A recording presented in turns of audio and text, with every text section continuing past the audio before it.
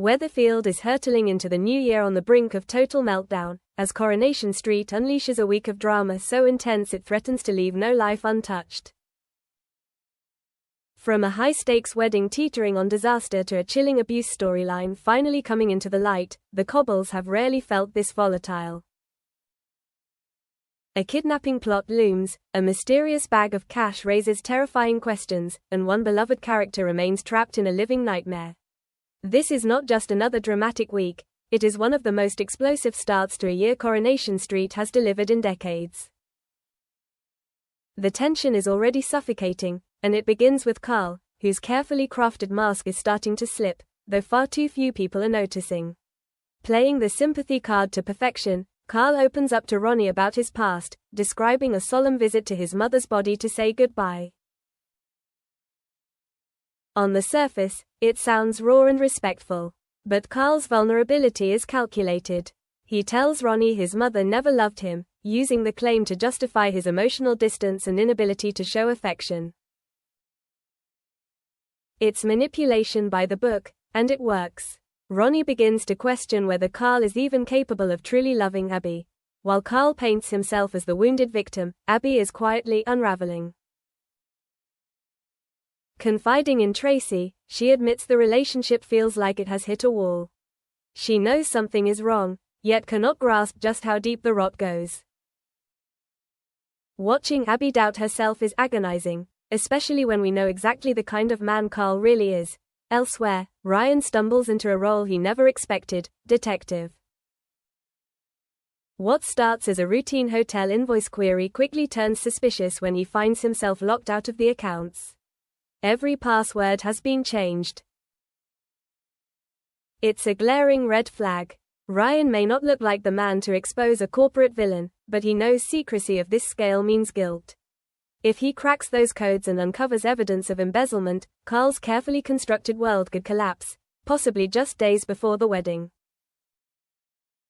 Abby and the family deserve the truth, and all eyes are on Ryan to uncover it before it's too late. Despite the mounting secrets, the wedding machine barrels on.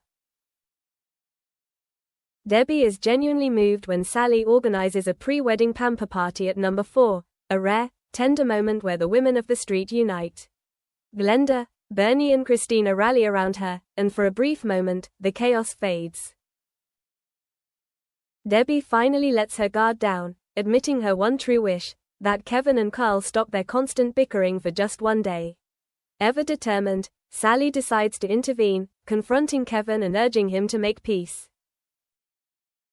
Surprisingly, it seems to work, at least on the surface. Kevin heads to Carl, insisting they talk. It feels like a chance for a truce, but with everything Carl is hiding, the calm is unmistakably deceptive. This conversation is not resolution, it's the silence before the storm. When the wedding day arrives, bad omens are everywhere. Debbie breaks her glasses and panics, convinced it's a sign of terrible luck. Bernie swoops in as savior, promising to fix everything and ensure Debbie looks perfect. The ceremony itself is visually beautiful yet emotionally excruciating. Debbie's performance with the dementia choir is a poignant highlight, deeply moving and unforgettable. But even as she walks down the aisle, she feels the hostility crackling between her brothers. She's forced to tell Kevin and Carl to rein it in, while standing at the altar.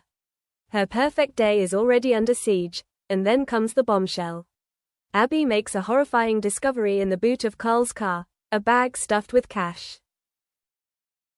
Her mind races to the worst-case scenario. When they arrive at the hotel and the bag has vanished, her fears harden into certainty. Carl is planning to disappear. When Abby shares her theory with Kevin, he explodes. Protective to a fault, Kevin cannot stand by while his sister marries a man who might be a thief and a fugitive. The reception pushes him over the edge. Kevin rises to give his speech, and it is immediately clear this won't be sentimental or polite. His fury is barely contained, and the room holds its breath. Kevin is seconds away from tearing Carl's life apart in front of everyone. Carnage feels inevitable. Away from the wedding, an even darker storyline reaches a terrifying boiling point. Todd and Theo's relationship is unraveling fast. At a joint party for George and Glenda, a casual remark about Nick being Todd's first crush ignites Theo's jealousy. Silent, simmering rage takes hold. Control is everything to Theo, and the idea that Todd has a past he cannot dominate is intolerable. The mask finally slips when Theo abandons Todd in the middle of nowhere after accusing him of flirting. Isolation is his weapon, designed to make Todd feel helpless and dependent. Billy begins to see the warning signs and, deeply concerned, seeks advice from Alia, drawing parallels with Yasmin's abuse. He knows something is deeply wrong in Todd's home. New Year's Eve is unbearable. Todd is visibly anxious, dreading Theo's arrival, while Billy watches closely.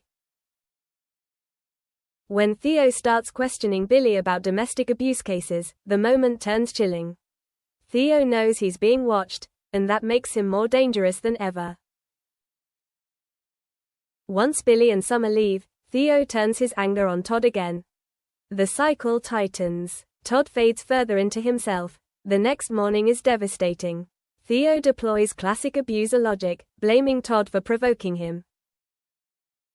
But a crack appears. When Theo is distracted, Todd runs. He tries to escape, until Theo's message arrives, pleading that he cannot live without him. It's emotional manipulation at its most insidious, and viewers are screaming at Todd to keep going, to reach Eileen or Billy. But the psychological grip is brutal. The truth finally emerges in the most ordinary of places, the wedding reception bathroom. After spilling orange juice on Todd's shirt, Theo orders him to clean up. Billy follows, unable to ignore his instincts. When Todd removes his shirt, the bruises are exposed. The reality hits Billy with crushing force. Worse still is hearing Todd blame himself, proof of how completely abuse warps the victim's sense of worth. Billy now knows he must act carefully to help Todd escape without escalating the danger. Meanwhile, Kit steps up in the mystery surrounding Carla's disappearance. When Sarah grows alarmed by Carla's silence, Kit digs through her diary and questions the ambulance crew who treated Costello. 3 repeated words point to a location. His investigation leads to an empty flat, and a confrontation with Costello, who refuses to talk.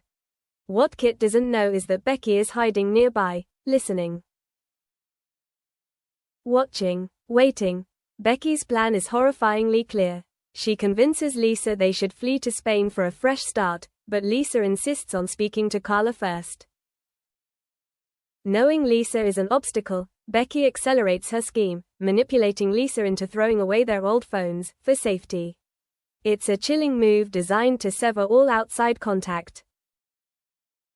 By the time they reach the ferry, Lisa and Betsy will be completely isolated, walking straight into Becky's trap. Smaller stories add emotional texture to the week. Maggie attempts damage control after a disastrous Christmas, apologizing to Ben and Will and admitting she was wrong about Eva, though her sincerity remains questionable. The Platts face fresh terror when Shona collapses with chest pain while taking down decorations.